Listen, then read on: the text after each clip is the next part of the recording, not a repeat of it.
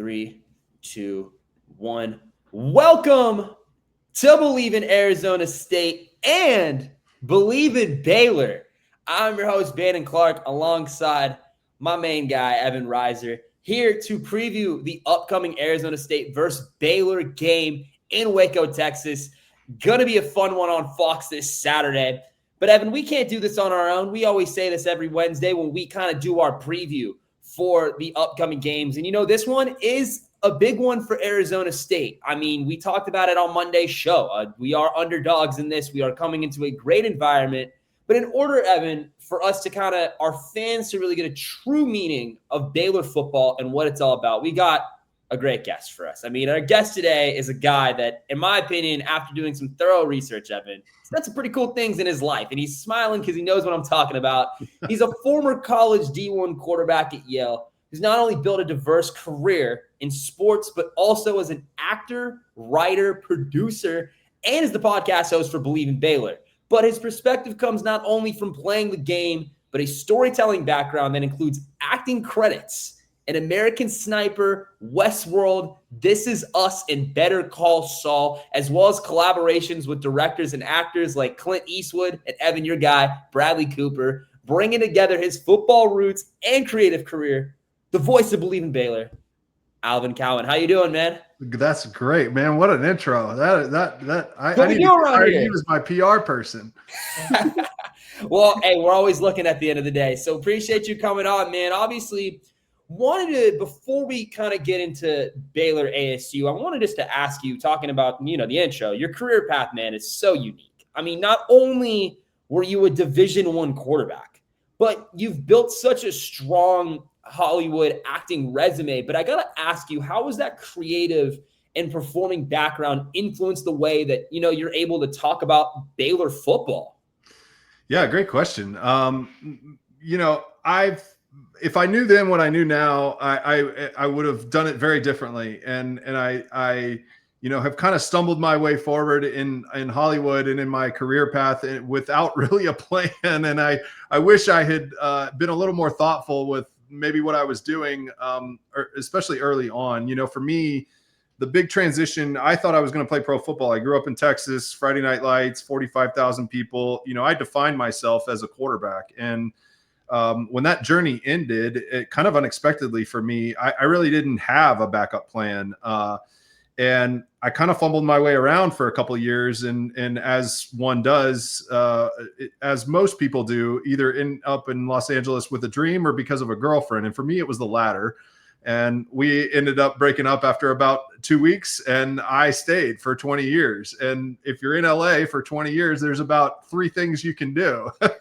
And one of those is be an actor or a writer and, kind of get into the Hollywood game. That's kind of what it is out there, as I'm sure you guys know and everybody knows. So I kind of stumbled my way into it and just had friends and connections and, started trying to build a career, found that I enjoyed the acting maybe the most, but it was also the most competitive. And I think to answer your question directly, that's what I think the crossover is the competitive nature of the actor. It reminds me a lot of the competitive nature of the football field. I mean, you have to have the mindset of, an Olympic champion is the way one of my coaches puts it. When you walk in that room and you're auditioning against 300 other guys, or you're putting a tape down, that's a competitive mindset. And to me, it's not a whole lot different than playing against Ryan Fitzpatrick and trying to beat him, So that's the nexus for me is I think I bring, kind of a competitive mindset to everything I do. And I think that's served me mostly well, although, doesn't always work well in a marriage. Alvin, to build on that a little, you talked about like the competitive mindset and obviously played college football and high-level college football. How do you take your playing experience and kind of apply it to how you're breaking down Baylor or any other football game you watch?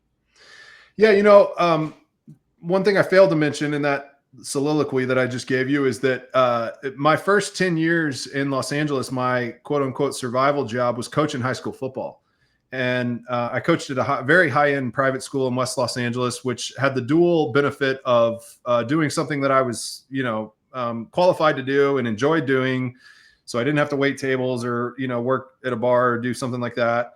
But also it was where a lot of Hollywood people sent their kids. So I had a benefit of, networking, and I coached Cuba Gooding Jr.'s kids. I coached some very high level producers' kids, Denzel's, Shaq's kids went to this school. So, it was kind of cool because I was running in, those circles kind of professionally. So I think, as it relates to breaking down Baylor, like I had 10 years of trying to put players in positions to be successful and understanding both the administrative and the strategic part of coaching football. Granted at a high school level, but taking, my experience in high school and college and the minimal experience I had as a pro quarterback, and trying to apply that to breaking down film, to strategizing, to game planning. And I think that's mostly what I try to rely on when I'm looking, at Baylor and their personnel and, some of the situations that I think we do well, some of the situations that I don't think we do well. I also know, what it's like to be on that hot seat and have all these voices from the outside, double and triple guessing what you're doing. And, certainly Hollywood producers whose kids I'm coaching don't have a problem coming up to me and telling me when I'm coaching their kids that I am not doing the right thing. So I try to keep it positive as well. That's one of the main things for me is I'm a big fan of Aranda. I think he's a hell of a coach. I think he's certainly, to some degree on the hot seat this year. For the most part, I'm in Coach Spav's corner as the offensive coordinator, and what we do offensively, I really like. I do have questions on both sides of the ball for us, but I try to keep it positive. I think is the short answer. Well, I'll ask you this. The point of all of us just kind of coming together is to really open up and learn more about Baylor, but also I think for our listeners, for you covering Baylor, just to get a better understanding of how ASU matches up this week. But from your perspective, what stands the most out for this ASU team for you so far, and what kind of challenges do you think they present for Baylor? Yeah, for sure. Leivett, of course, and for us, we have not done, we played Jackson Arnold in week 1, and we did not tackle well, and we did not contain the quarterback run game very well. And, I think Leivett could really have a big day running the football. I know that's probably not what you guys want to hear on the front end of a 6-game stretch that is as challenging in the Big 12 as anybody. But, if in my opinion, if you want to beat Baylor, the best way that you can do that is quarterback run. We haven't traditionally tackled well. But this season particularly, but also especially with quarterback run game. So to me, I would like to see a heavy dose of Sam Leivett running the football if I'm an ASU fan. And I saw, you guys were talking about how well he did that last week against Texas State. And I just, outside of injury, to me, that's the Achilles heel of Baylor football. We also are not great in short yardage, and we rely on analytics to determine our third and fourth down play calls. That's an area where, Coach Spav and I primarily disagree. We tend to throw slot fade and 30-yard bombs down the field on 3rd and 1 and 4th and 1 pretty regularly. And I know that, if you force press coverage against us on short yardage and in situational football, we're going to throw it way down the field. And yeah, we might come up with, 35 to 40% of those balls. And Sawyer throws that ball really well, but it's still a low percentage throw. And I think that situational football is also not one of our strengths offensively. We do throw the ball well. We have not traditionally run it well. And so to me, keys to the game, stopping us on short yardage and running Leivett. When you talk about Baylor, obviously the tough loss in week 1 against Auburn. Since then, they've put up a combined 90 points against SMU and Samford. What has kind of really been working for the offense? Obviously, played a shootout and you win against SMU, and you kind of lay it on Samford last week with another 42. Yeah, well, I lovingly called Samford a JV game, and I don't mean that as disrespect to Samford's program, but they're an FCS program. We did what we should do, right? If you're going to be a good football team, you have to end those games early. again, did not execute well, in my opinion, in short yardage. Still don't have an A run game play. We can't run inside zone to save our lives. We did bring the tight end in to get a few short yardage plays to be able to run the ball downhill against an FCS team. To me, to have to get an extra blocker involved against an FCS team to run the ball downhill to get 1 yard on 3rd and 1 is not a great sign. So I have my criticisms, I guess is what I'm saying. But to me, these teams are really balanced and really even. I mean, you even look at the statistics and like right across the board. I mean, yes, Sawyer's thrown the ball probably 60 more times than Leivett, but in terms of, yardage and leaders, like they're really built a lot the same way. I think you guys run the ball a heck of a lot better than us. And that to me is, like I said, something that you should lean on both with the running back and the quarterback run. But I really, the line, the last I saw it was like 2.5, 3.5, something like that. And like, that to me is home field advantage for Baylor. And that's Vegas odds makers giving us, 3 points on a home field advantage. But to me, this is a push game. And I really think that whoever dominates that line of scrimmage is really going to win the football game. And that to me is frankly in you guys' favor. Now, we throw the ball well. I mean, Sawyer's throws the ball well, and we have some matchup problems. We have a deep receiving core, and Trigg, my boy Trigg, as I like to call him, is a matchup nightmare, and he's going to be he's going to be a Sunday guy. Jordan Cameron's going to be a Sunday guy.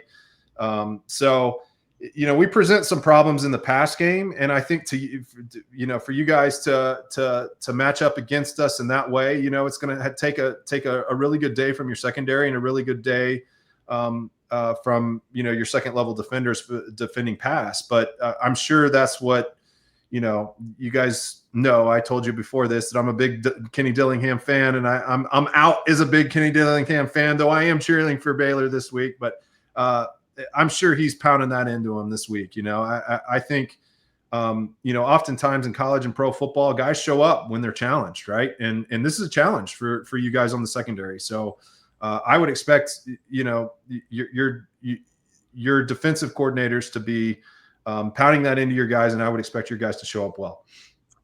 And even with our defense, I mean, I think our secondary has proven it in a lot of cases, but this is one of our biggest games, I would say, on our end. But the reason why I say that is because you brought it up earlier with Sawyer Robertson, man. I can't stop watching this guy. He is just an unreal player, and you've played the position. So yeah. I assume that you're watching a lot of Sawyer Robinson. Yeah. Break him down for me from a quarterback perspective. What is Sawyer Robinson like? What does he mean to this team? I mean, we know he's able to pass it. Evan brought it up with the points. I mean, I can go on and on, but I'll let the quarterback do the talking on that. So yeah, for sure. I mean, I have him as, about 1,000 yards in 3 games, 10 TDs, 2 picks. He definitely, the number one job of the quarterback is to matriculate the football down the field, as Harbaugh would say. And, he does that. I mean, he throws it well. I think he's, more than anything, he really understands touch and leverage in the pass game. He's able to manipulate the pocket. We've protected him particularly well this year. He really has. I mean, I talked about it on my podcast about, I don't know how well it transitions to the NFL, but there were multiple times last week when he was just back there patting it 3, 4, 5 times before he had to throw the football. And you see that a lot. He gets good time. They protect him. It's clearly our strength.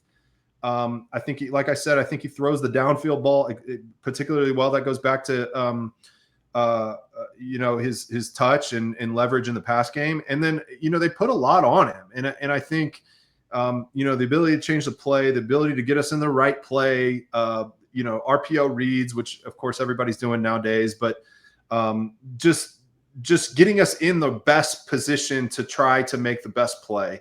We also spread the ball around quite a bit, and he does a good job. I've been critical of them not getting Cameron the ball more often, but we've got a stable of receivers, and so they all have to get their touches. So Sawyer does a good job putting the ball around.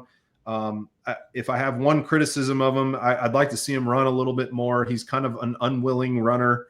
And I think it will be interesting to see if you guys can get him off his spot, hit him a few times, hurry him a few times. That's, not something we've seen a ton of this season.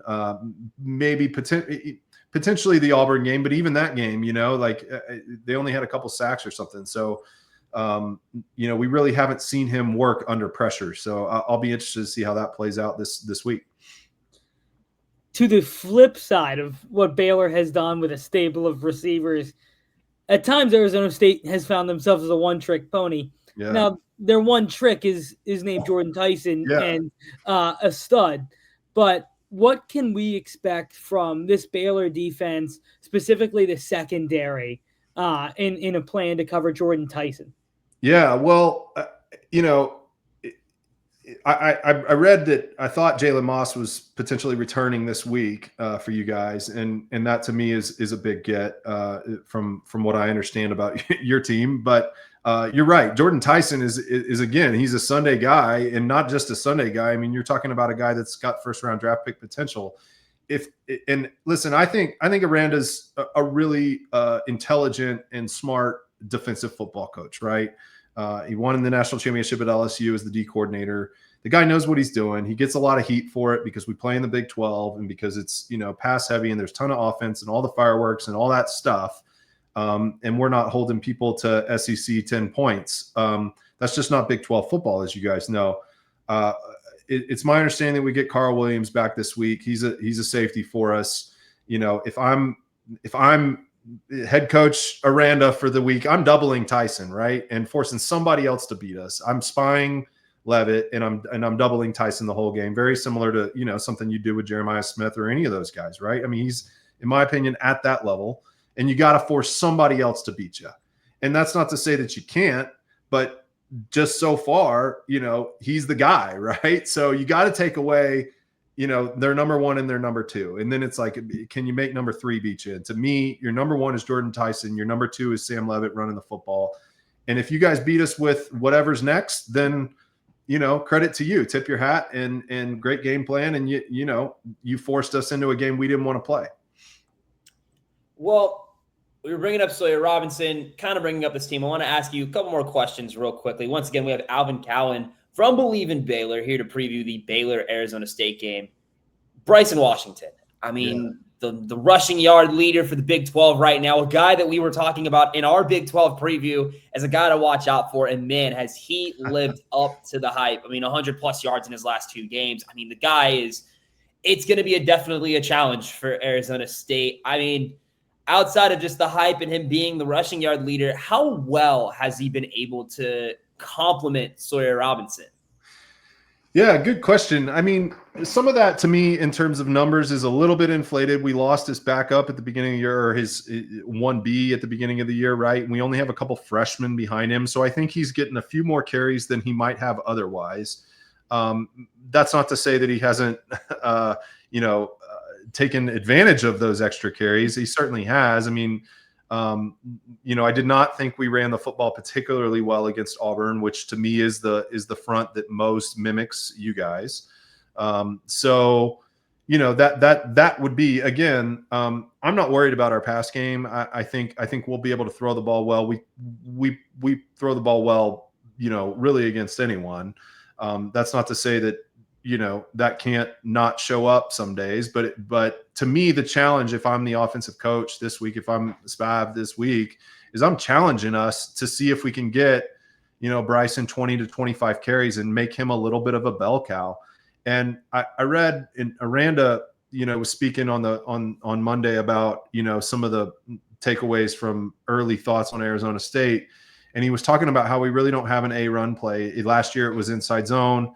This year, they're kind of looking at stretch and outside zone, which, I haven't seen us block particularly well yet. And like I said, we've had to bring in a tight end, particularly to get downhill in short yardage. And I like the way that we've done that. We've done it with seal. We've done it with motion, chopping off DNs so that we make sure that we seal the line of scrimmage. And our offensive line is a veteran offensive line. And when, they can move guys out of the way in some of those situations, but I just haven't seen them open up massive holes. Yeah. So Bryson, to me, needs to be a bell cow in this game and needs to take some of the pressure off of that pass game, which, again, I think you guys will show up to defend. All right, Alvin, I got one more for you, and it's just simple as it. Give me a couple keys for Baylor. What are they going to try and establish against Arizona State? What's going to lead them to success and try to get a win here at home against the Sun Devils? Yeah, I think, we're good on special teams. Cameron and our punter, he's an all American watch list guy, and Josh Cameron is a dynamic playmaker in punt return. So to me, I'd love to see us make a couple of plays on special teams. That's the third and forgotten element of any football game, and I think we have 2 or 3 of the best players in the country there to be able to make some plays. Traditionally we throw our way into the run game. So to me, again, it's about spreading that football early to my boy Trigg, to JC, and some of our other players, and some of our other wide receivers to spread you guys out. Because if we're trying to man up and play, in the box, run it downhill football, you guys are getting us into your game and not into ours. Everything I know about Kenny Dillingham is, energy and downhill. So, putting us in that situation is not to our advantage. It's not our identity on offense. So I think we want to get you guys running sideline to sideline. If we're able to do that, then that opens up some of the run game that we need to be balanced.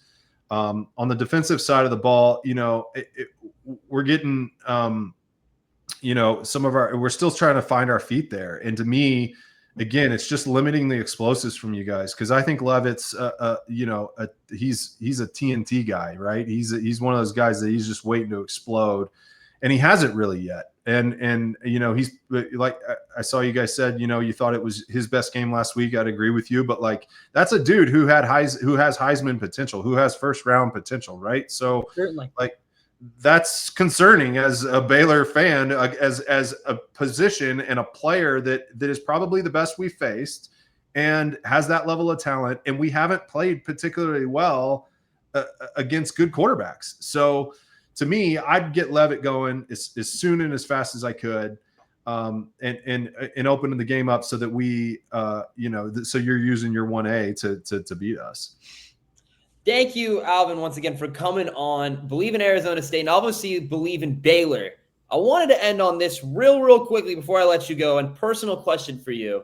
Yeah. You have any good Mike McDaniel stories? Oh, man. Do I ever? Yeah, I told a lot of them to ESPN. And since you asked me this, I want to ask you guys one question before we go. But yeah, Mike. So I played with Mike. He was a young guy, or I guess he was a year younger than me. And Mike has been open about the fact that he didn't play much. He was small, and Mike probably couldn't have been a $140. I mean, I don't even know if he's a $140 now, right? So, 2 real quick stories about him. One is, he was always a coach because he didn't play. He had this Frankenstein prodigy of his called Chandler Henley, who's now on his coaching staff, who was a wide receiver, starting wide receiver for us. And he was always like Frankensteining Chandler, and they were always doing the weirdest crap after practice. I mean, one-handed behind, like eyes closed catches, and you just walk by and you'd be like, what are they doing? How is that applicable to anything that's going on in a football game? Like, why do you have your shoes off? Why are you catching in your socks? Like, and you'd always, and now it all makes sense. It was like Mike's first player, right? Like, it was the first one that he could tinker with and see what he could get out of him. So that's kind of one weird Mikeism. And then the other one that I think I told ESPN, but is we were in this game, and I forget what game it was. I want to say it was like Brown, like late in the season. And the Yale Bowl holds about 80,000, but we get about 20,000, except for Princeton and Harvard where the Bowl's full. But you can hear a lot in a 20,000, if 20,000 people are in an 80,000 stadium. And we used to run this package called Check With Me, where I got to call the play on the line of scrimmage. And I'll never forget, like, I'm the starting quarterback, and, there's a certain amount of ego that goes with being the starting quarterback. And so I thought I knew what I was doing, and, I had the playbook, and, I kind of thought my, what didn't stink. So I'm over the football. I don't remember what the score was or anything late in the game, but because you can hear everything in the stadium, all of a sudden I hear Ohio from the sideline. Ohio was one of our base plays. It was, and I didn't particularly like running Ohio. It is a cover 2 beater, whole shot, whatever. But I look over and there's Mike, and he's yelling to me to run Ohio. And I'm sitting over the football, thinking, who the hell does this 5th string wide receiver think he is telling me what to run against cover 2? Like, I know what to run against cover 2. So I think I didn't call Ohio mainly out of spite. And, I remember thinking, like, I wish that guy would just shut up. And the next play, same thing happened. And he finally did. But in hindsight, you look back on it and you're kind of like, well, who the hell was that guy? Well, that guy's the head coach of the Miami Dolphins, and maybe you should have listened to him, So that's that. Mike has been on that path maybe since he was born, and he's really born for it. And I know he's getting some heat right now, but man, he's a hell of a football coach, and he's a great human. And that's what I'd want to make sure everybody knows about Mike is he's a really, really good human. Before you let me go, so I was digging back in the archives, and I want to know something. This is maybe a little bit of a cheesy question, but there was a time when Mike Leach went off on Pac-12 mascots. Yes. And he compared Pac-12 mascots, and he said who would win in a fight. There was an interview. Oh. And his first point. He said, we don't know what kind of mystical powers a Sun Devil has. It was back in the Pac-12. So he was choosing the UCLA Bruin as the mascot winner, maybe potentially the Buffalo, but he was leaving the door open to the mystical power of the Sun Devil. And so now that I'm here on Believe in Arizona State, I got to know, is there any mystical power to the Sun Devil? You'd have to imagine that, he carries this trident around. Yeah.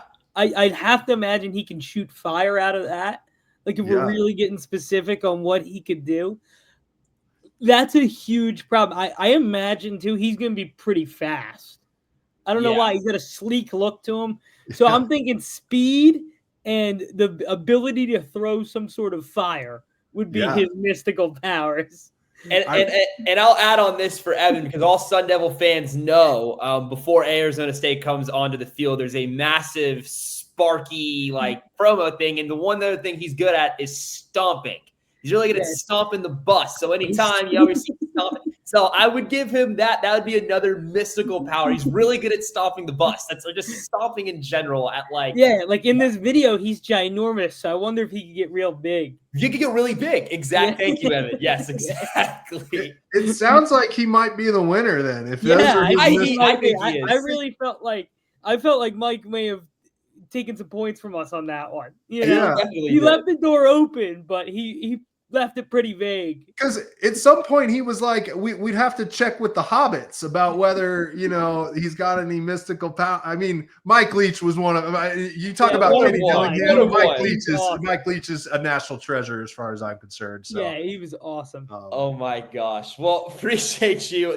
Glad we got all of our questions answered. But the biggest question, of course, will be Arizona State at Baylor this Saturday. I mean, talk about an exciting match. Super excited in Waco. Wish, as now living in Dallas, Texas, I could be at the game, but I cannot, unfortunately. But hope to see some Sun Devil fans there. Make sure you're following Believe in Baylor. Check them out. Love them. We appreciate you coming on, Alvin. This is Believe in Arizona State, episode 70. And as always, forks up. Go Devils.